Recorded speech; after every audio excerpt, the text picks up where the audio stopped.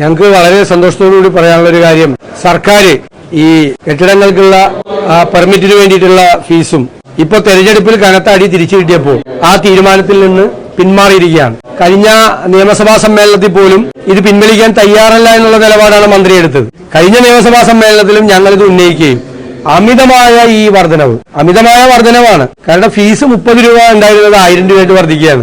പഞ്ചായത്തിലും മുനിസിപ്പാലിറ്റിയിലും നേരത്തെ പെർമിറ്റിനുള്ള തുക 555 രൂപ ഉണ്ടായിരുന്നത് പഞ്ചായത്തിൽ 8500 രൂപയും അതുപോലെ മുനിസിപ്പാലിറ്റിയിൽ 10500 രൂപയായിട്ട് വർദ്ധിപ്പിച്ചു. ഇത് 555 രൂപയിൽ നിന്ന് 8500, അതുപോലെ 10500. കോർപ്പറേഷനിൽ ശരിക്കും പറഞ്ഞാൽ 1000 രൂപ ഉണ്ടായിരുന്നത് 16000 രൂപയ്ക്ക് വർദ്ധിപ്പിച്ചു, 16 ഇരട്ടി വർദ്ധിപ്പിച്ചു. ഇപ്പൊ പറയാണ് കേരളത്തിൽ ഇതുപോലെ ആരും ചെയ്തിട്ടില്ല. ഇതുപോലെ ഭീമമായ വർധനവ് ഒരാളും നടത്തിയിട്ടില്ല. അപ്പൊ ഇപ്പൊ കുറച്ചതിൽ അഭിമാനിക്കുകയാണ്.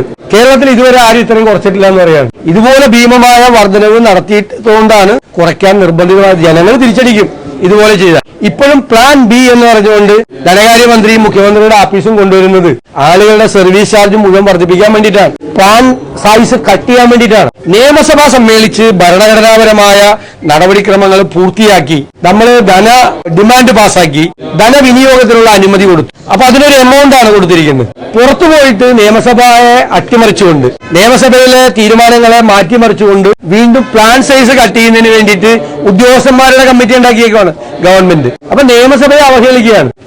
അപ്പൊ എങ്ങനെയാണ് ഇവരുടെ പ്ലാൻ ബി എന്ന് പറയുന്നത്? പ്ലാൻ സൈസ് കട്ട് ചെയ്യുക. അപ്പൊ എന്തെല്ലാം ഭാഗങ്ങളിലാണ്, എത്ര പേരെയാണ് ഇത് ബാധിക്കാൻ പോകുന്നത്? പിന്നെ ആളുകൾക്ക് ഇപ്പൊ തന്നെ ജീവിക്കാൻ നിവൃത്തിയില്ലാത്ത പാവങ്ങളുടെ മീതെ വീണ്ടും വലിയ തോതിൽ ഈ ഫീസുകൾ, സേവന ചാർജുകൾ വർദ്ധിപ്പിക്കുക വീണ്ടും ജനങ്ങളെ ദ്രോഹിക്കാൻ വേണ്ടിയിട്ടാണ്. അങ്ങനെ ഇനിയും ജനങ്ങളെ ദ്രോഹിച്ച് ഫീസ് വർധനവ് ഈ വിലക്കയറ്റത്തിന്റെയും പ്രയാസങ്ങളുടെയും കാലത്ത് ചെയ്താൽ നേരത്തെ കണ്ടതിനേക്കാൾ വലിയ ശക്തമായ സമരം നിങ്ങൾക്ക് നേരിടേണ്ടി വരും.